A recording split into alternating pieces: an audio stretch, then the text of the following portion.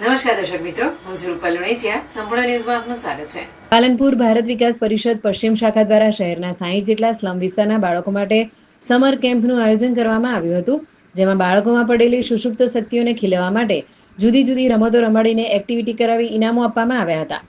પાલનપુર ભારત વિકાસ પરિષદ દ્વારા શહેરમાં જુદી જુદી એક્ટિવિટી તેમજ સેવાકીય કાર્ય કરી લોકોમાં પ્રેરણા પૂરી પાડવામાં આવી રહી છે. ત્યારે સુખી ઘરના લોકો તો પોતાના બાળકોને શાળાઓમાં તેમજ અન્ય સંસ્થાઓમાં પૈસા ખર્ચીને પણ સમર કેમ્પનો લાભ અપાવી વેકેશન દરમિયાન આનંદ માણતા હોય છે. પરંતુ સ્લમ વિસ્તારના લોકોના બાળકોને સમર કેમ્પ એટલે શું તે પણ ખબર હોતી નથી, જેને લઈ પાલનપુર ભારત વિકાસ પરિષદ પશ્ચિમ શાખા દ્વારા પાલનપુર શહેરની સર્વોદય કન્યા છાત્રાલય ખાતે સ્લમ વિસ્તારના બાળકો માટે તારીખ 11, 12 અને 13 એમ ત્રિદિવસીય સમર કેમ્પનું આયોજન કરવામાં આવ્યું છે, જેથી 60 જેટલા બાળકોએ આ સમર કેમ્પમાં ભાગ લઈ આનંદ માણ્યો હતો. તેમાં જુદી જુદી રમાડેલી રમતમાં નંબર મેળવીને બાળકોને ઇનામ આપી પ્રોત્સાહિત કરવામાં આવ્યા હતા.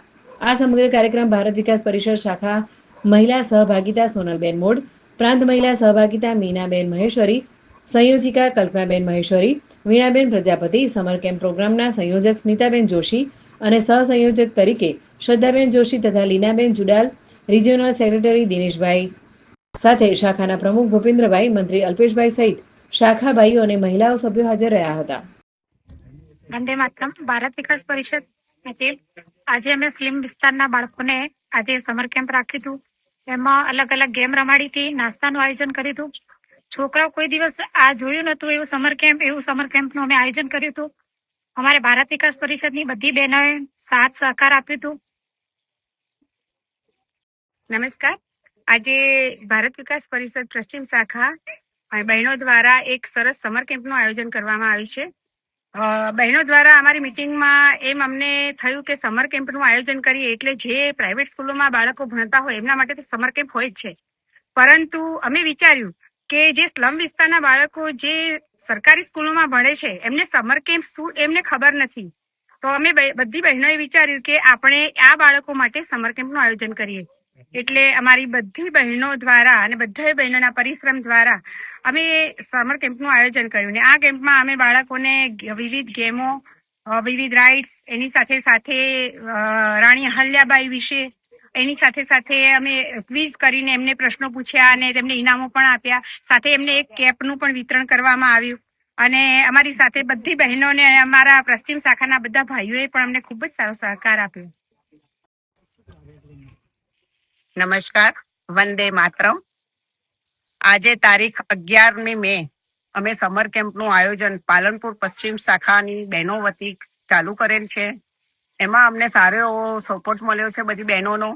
સ્મિતાબેન જોશીએ સારી એવી મહેનત કરી છે આજના પ્રોગ્રામ માટે.